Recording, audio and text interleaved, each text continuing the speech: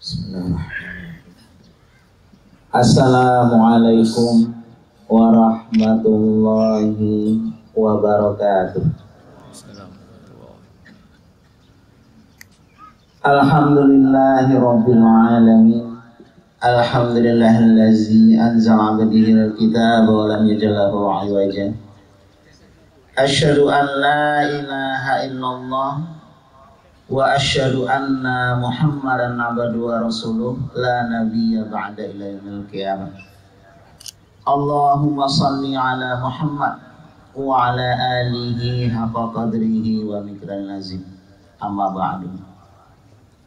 Allahu akbar. Allahu akbar.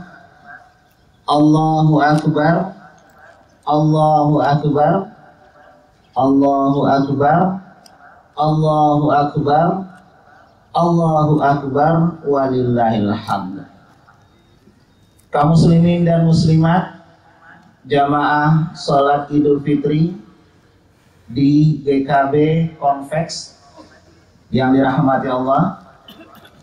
Syukur alhamdulillah selalu kita panjatkan kehadiran Allah Subhanahu wa taala yang masih memberikan kita usia untuk merayakan kemenangan kita sebagai umat Islam setelah 1 bulan kita dilatih Allah, 1 bulan kita ditempa Allah dalam bulan suci yang mulia. Lil shaimi farhatan, bagi orang puasa itu ada 2 kemenangan kata Allah, kata Rasulullah. Pertama, indal iftar, ketika berbuka puasa. Yang kedua, wa inda liqa'i rabbi, ketika nanti bertemu dengan Allah Subhanahu wa taala. Kaum muslimin dan muslimat yang berbahagia, hari ini kalimat Allahu Akbar bersenandung di seluruh dunia, di seluruh pojok dunia. Semua orang mengungkapkan Allahu Akbar. Allah Maha Besar, kita Maha Kecil. Allah Maha Agung, kita Maha Kerdil. Sudah sepatutnya kita hanya menyembah Allah, patuh kepada aturan-aturan Allah yang ada dalam Al-Quran, menjalankan perintahnya dan menjauhi larangannya. Salah satunya yang sudah kita lakukan sebulan kemarin adalah melaksanakan ibadah puasa Ramadan. Kita dilatih oleh puasa bagaimana kita mengerti konsekuensi niat. Kita berniat ketika puasa. Orang-orang yang biasanya melakukan hal-hal yang kurang berkenan bisa melaksanakan puasa. Sebagai contohnya, kita yang masih merokok. Kalau di hari-hari biasa kita tidak merokok setengah jam, pusing, dunia tanpa warna. Tapi ketika Ramadan, ketika kita berniat berpuasa, kuat kita tidak merokok selama 12 jam. Subhanallah. Berarti kalau kita ingin berhenti merokok, tergantung niat. Sebab niat dalam hati naik ke kepala. Sampai di kepala, dia menginformasikan seluruh bagian tubuh kita. Kuat kita tidak merokok selama 12 jam. Di puasa kita juga belajar bagaimana kita menahan dari sesuatu yang halal, supaya yang haram jangan kita dekati. Kita punya sisa sahur di rumah, halal kita makan, tapi kita tahan, supaya yang haram jangan kita dekati. Istri kita juga halal buat kita, tapi kita tahan. Orang kalau mengerti makna puasa, tidak akan berani menentang perintah Allah. Kenapa? Karena yang halal sudah bisa ditahan, apalagi yang haram lebih bisa kita tahan lagi. Kaum muslimin dan muslimat berbahagia. Yang kedua, puasa mengajarkan kita keikhlasan tertinggi. Ketika puasa tersebut hanya Allah dan kita yang tahu. Kalau ibadah lain, orang tahu semua. Sholat, oh dia sering ke masjid. Bayar zakat, ambil zakat kenal dia. Haji, oh dijemput 7 RT, dijemput 8 RW. Tapi kalau puasa, yang tahu kita berpuasa dari subuh sampai maghrib hanya Allah dan kita yang tahu. Apa yang diajarkan oleh puasa? Setelah Ramadan nanti, apapun amal ibadah kita, apapun amal soleh kita, cukup Allah dan kita yang tahu. Minimal satu lah. Enggak usah kita laporkan di media sosial. Alhamdulillah hari ini bisa ngasih 1 juz. Ngapain ditulis di media sosial? Kita umroh suami istri, tergoda foto di Ka'bah.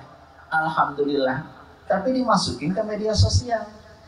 Ya Allah, terimalah umroh kami. Ngapain ente doa di Facebook? Masih tahu ke orang kalau ente lagi umroh. Inilah konteks puasa. Bagaimana kita menyembunyikan amal soleh kita.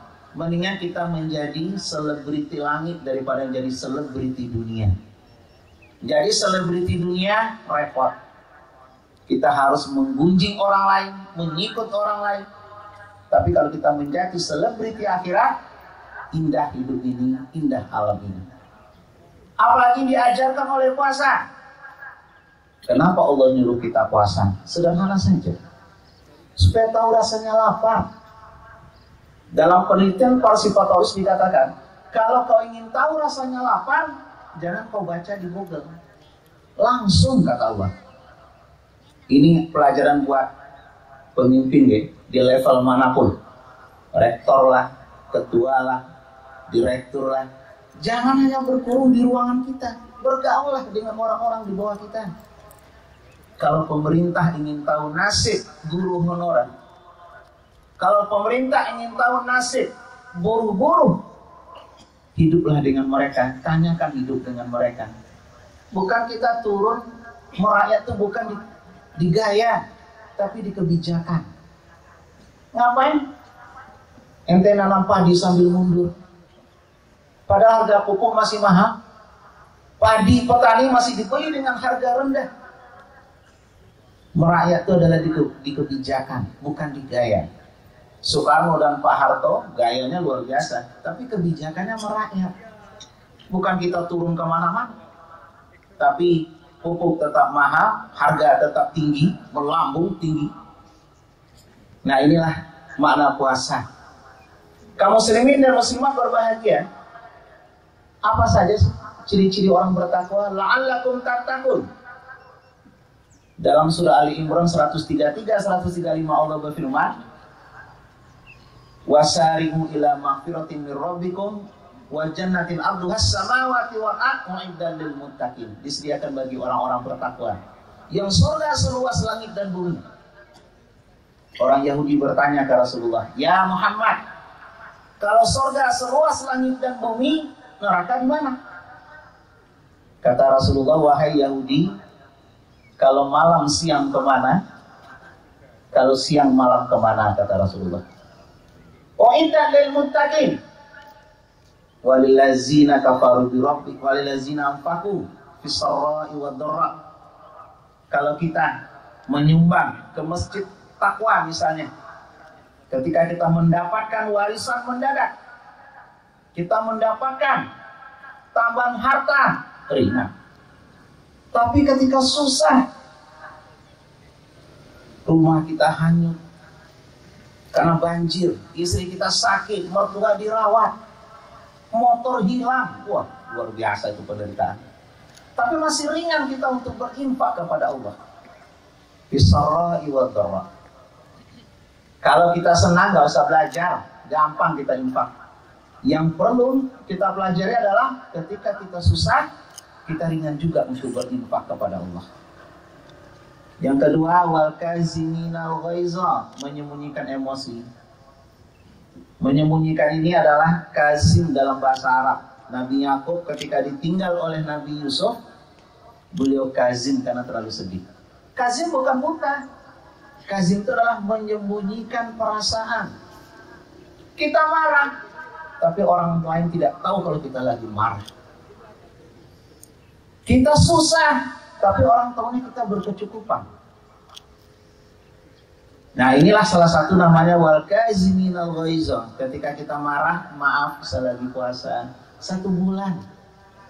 Kita dilatih untuk menahan itu kepada manusia. 1 bulan kita dilatih menghilangkan kepayahan kita, sakit kita. Kalau kita sakit, kita lapor ke orang lain, berarti kita melaporkan yang maha penyayang kepada yang tidak penyayang. Walafina anin nas. Yang ketiga adalah memaafkan manusia. Memaafkan ini adalah salah satu syarat untuk kita memasuki surga. Suatu hari Rasulullah berkata kepada sahabatnya, wahai sahabatku, kalian pengen tahu nggak calon penghuni surga? Pengen ya Rasulullah. Kalau begitu, lihat nanti ada orang yang masuk dan duduk di tempat itu. Hari pertama duduklah seorang tua yang tidak menunjukkan kelebihan apa-apa. Sahabat berkata, oh mungkin dia salah duduk kali. Hari kedua, hari ketiga, masih dia. Oh berarti ini. Akhirnya diutuslah salah satu sahabat, Salman Al-Farisi atau Abdullah bin Amr.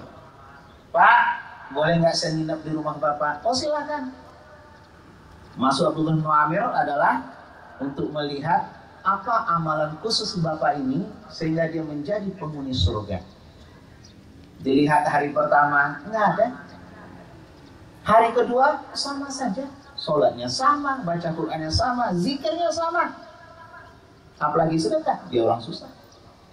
Sampai hari ketiga, nggak kelihatan amal yang berbeda daripada sahabat yang lain. Akhirnya Abdullah mengaku, wahai Pak Tua, saya kesini ada 2 alasan. Pertama, ingin ngasih tahu ke Bapak kalau Bapak calon penghuni surga.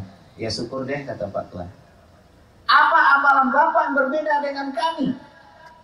Kan ente udah lihat sendiri, kata si Bapak. Sholat saya begitu, zikir saya begitu, baca Quran saya juga begitu. Mungkin ada Pak, coba mikir deh. Udah tua disuruh mikir. Oh mungkin ini loh nak. Wah itu Pak. Belum. Pertama, sebelum saya berbaring ke tempat tidur saya setiap malam,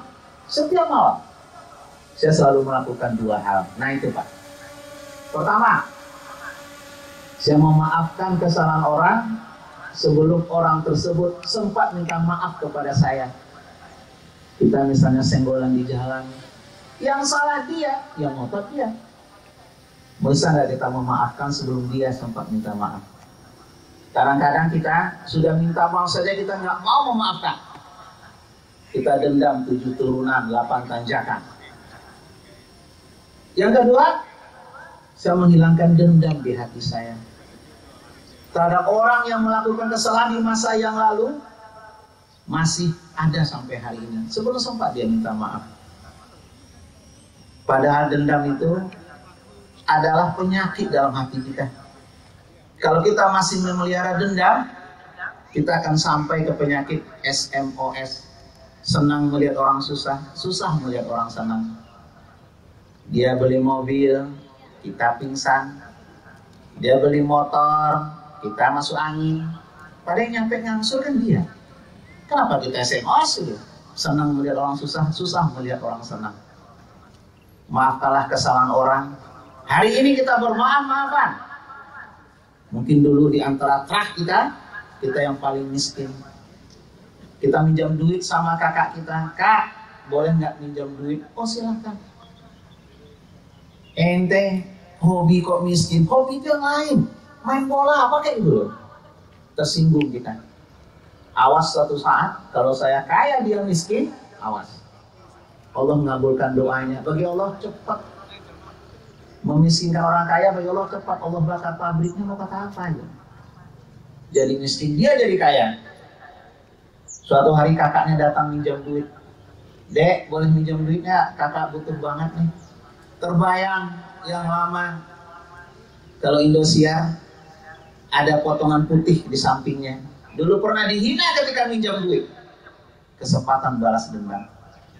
Tapi orang bertakwa, ketika kesempatan balas dendam datang, maafalah kesalahan orang-orang yang pernah menzolimi kita.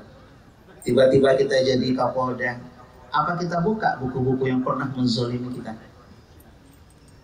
Nabi Muhammad SAW kurang apa disakiti di Mekah, sampai diusir dari Mekah, sampai beliau ke Madinah. 8 tahun kemudian beliau datang dengan 12.000 pasukan menggigil orang Mekah. Apa kata orang Mekah? Hadza yaumul malhamah. Ini hari pembantaian. Muhammad akan membantai kita satu-satu. Kata Rasulullah, la, hadza yaumul marhamah, pakai ra. Ini hari kasih sayang. Intolaku fa antum zahabu. Pergilah kalian kalau masih bertahan dengan agama kalian, tinggalkan Mekah. Jangan ganggu kami, kata Rasulullah.